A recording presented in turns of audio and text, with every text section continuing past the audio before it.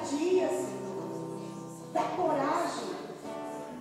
Venha mesmo, Senhor. Venha amar completamente esse meu irmão, essa minha irmã. E peço em nome de Jesus para que ela seja abençoada, Senhor. Pois com teu braço forte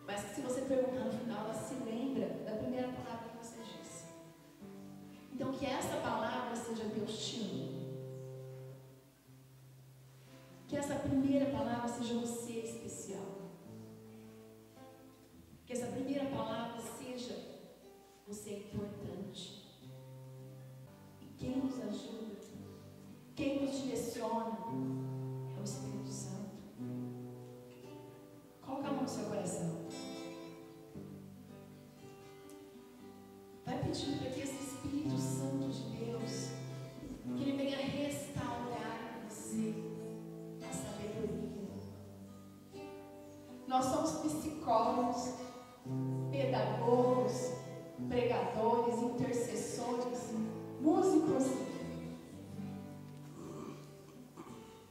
ministeriados de comunicação.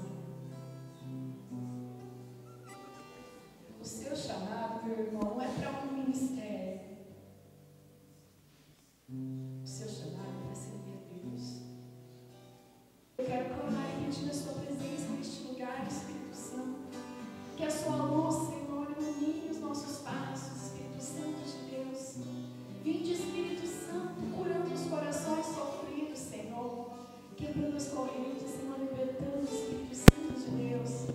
Nesta manhã, Espírito Santo, reforce em nós o nosso chamado. Reforce em nós o nosso ministério.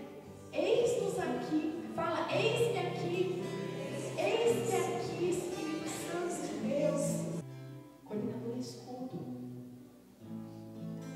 que protege todos que estão atrás dele. Então, eu vou convidar você, servo, nesse momento, a orar por seus